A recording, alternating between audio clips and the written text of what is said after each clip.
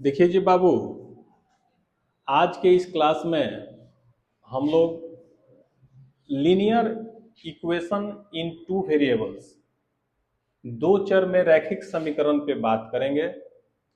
और दो चर वाले रैखिक समीकरण के क्या टर्म्स एंड कंडीशंस हैं उसके बारे में बात करेंगे।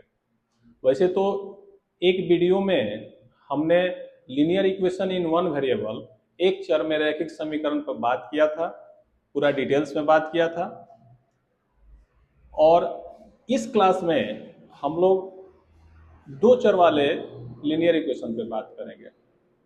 आइए हम दो चर वाले रैखिक समीकरण का एक स्टैंडर्ड फॉर्म यहाँ लिखे हुए हैं। हमने लिखा है ax plus B Y plus C equal to 0, D X plus E Y plus F बराबर 0। मतलब कि कोई भी linear equation in two variables होंगे तो वे इसी रूप के होंगे। यह इनका स्टैंडर्ड फॉर्म है। अब linear equation in one variable में कोई कंडीशन नहीं था, सिंपली इक्वेशन दे दिया रहता था, हम उसको सॉल्व कर देते थे।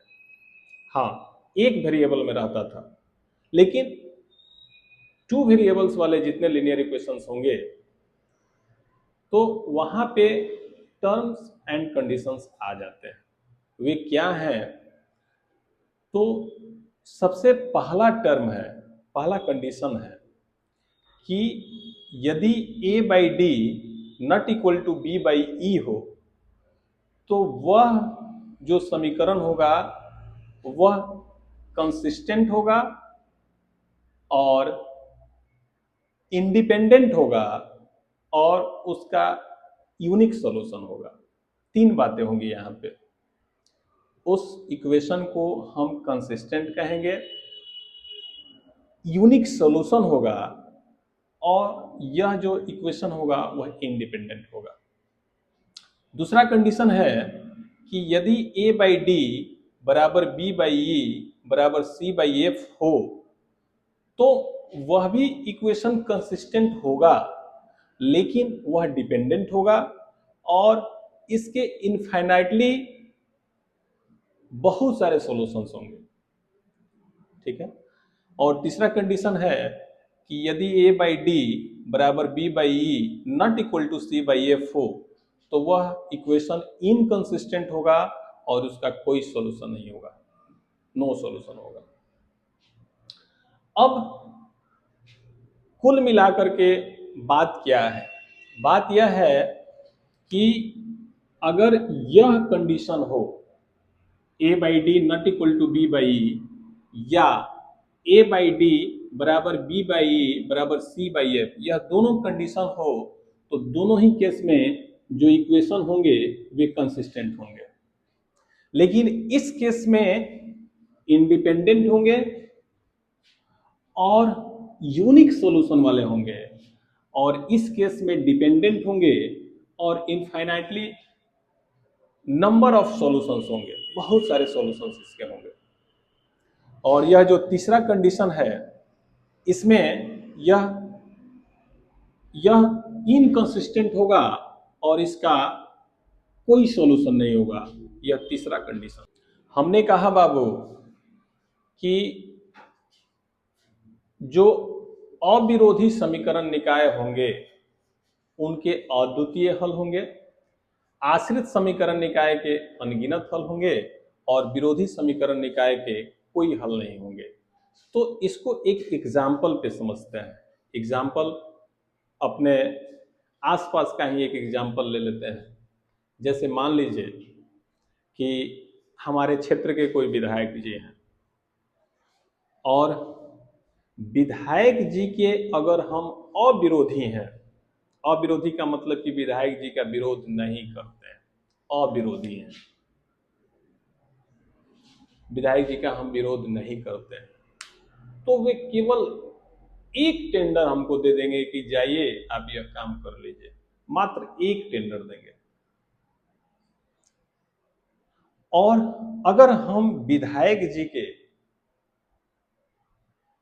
विरोधी होंगे तो वे हमें कोई टेंडर नहीं देंगे। लेकिन अगर हम विधायक जी के आश्रित होंगे तो वे हमें बहुत सारा टेंडर दे देंगे, कहेंगे कि यह भी काम आप ही कराइए, यह भी काम आप ही कराइए, ये भी आप ही कराइए, बहुत सारा हमको वे टेंडर दे देंगे। तो कुल मिलाकर कहना यह है कि अविरोधी समीकरण निकाय होगा तो उसका अद्वितीय हल होगा, और विरोधी समीकरण निकाय होगा तो उसका कोई हल नहीं होगा, और आश्रित समीकरण निकाय होगा तो उसके अनगिनत हल होंगे। तो जब कभी भी हम क्वेश्चन बनाएंगे तो वैसे तो हमको जो क्वेश्चन बनाने के लिए मिलेगा या किसी मैथमेटिकल कैलकुलेशन को सॉल्व कर रहे हैं तो वहाँ जो इक्वेशंस आएंगे वह तो अविरोधी ही आएंगे जनरली। लेकिन अगर चेक करना पड़े कि पहले इक्वेशन को चेक कीजिए कि समीकरण जो है वह विरोधी है कि अविरोधी है कि आश्रित है, और अगर अविरोधी है तब उसका हल निकालिए। तो हम इस मेथड से इस कंडीशन पे रख के चेक कर सकते हैं और चेक करके पता कर सकते हैं कि वह समीकरण निकाय कैसा है। हाँ, जब समीकरण निकाय अविरोधी होगा तो उसका हल निकालेंगे, जब समीकरण निकाय विरोधी होगा तो उसका कोई हल नहीं होगा, हल हम निकालेंगे भी नहीं, और आश्रित होगा तो उसका हल अन्य मेथड से निकलता है, उसके बारे में हम अलग से वीडियो बना देंगे।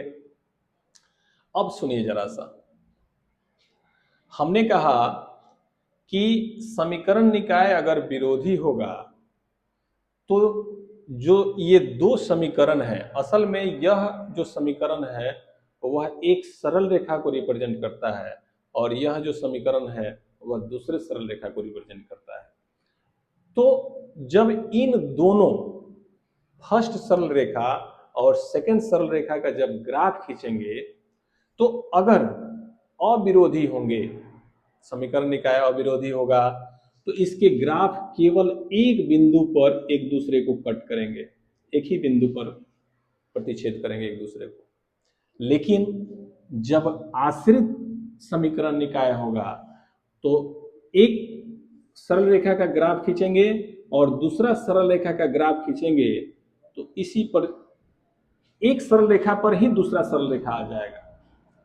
असल में हिंदी में इन दोनों रेखाओं को हम संपाती रेखाएं कहते हैं, और जब समीकरण निकाय विरोधी होगा तो वैसे स्थिति में दोनों रेखाएं जो इस समीकरण के लिए जो सरल रेखा हमने खींचा और इस समीकरण के लिए हमने दूसरा सरल रेखा खींचा तो दोनों सरल रेखाएं एक दूसरे के समांतर आ जाएंगी, पैरेलल आ जाएंगी। फिर से सुनिए, जब समीकरण निकाय अविरोधी होंगे तो जो दो सरल रेखाएं हम खींचेंगे वे एक और केवल एक बिंदु पर प्रतिच्छेद करेंगे, और जब समीकरण निकाय आश्रित होंगे तो एक सरल रेखा को जब खींचेंगे और दूसरी सरल रेखा को खींचने चलेंगे तो एक सरल रेखा पर दूसरी सरल रेखा आ जाएगी, यानी कि दोनों सरल रेखाएं एक दूसरे के संपाती हो जाएंगी। यही कंडीशन है, एक सरल रेखा खींचे और उस पर दूसरी सरल रेखा उसी पर आ गई। आज जब समीकरण निकाय विरोधी होगा तो जो दो सरल रेखाएं खींचेंगे, ग्राफ खींचेंगे बेसिकली, तो वे दोनों एक दूसरे के समांतर आ जाएंगे। तो हम एक क्वेश्चन लिखते हैं यहाँ पे,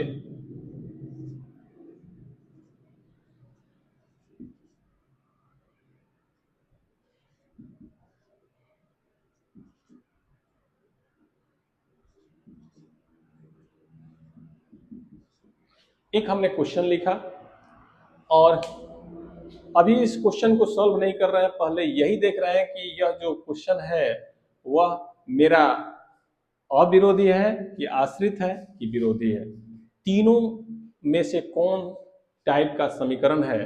तो जरा यहां देखिए, a/d 5/7 होगा, b/e 8/-6 होगा और c/f तो -9/5 होगा। जरा सा यहाँ पे देखिए, पहले क्या 5/6 8/-6 के बराबर है तो नहीं है।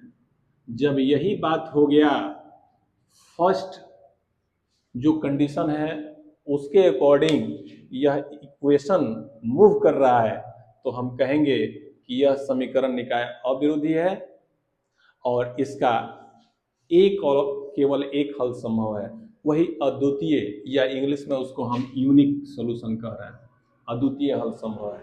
तब इसका हम हल निकालेंगे।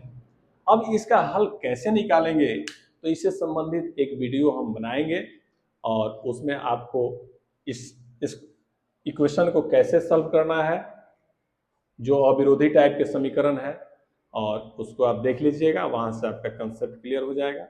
ठीक है, धन्यवाद।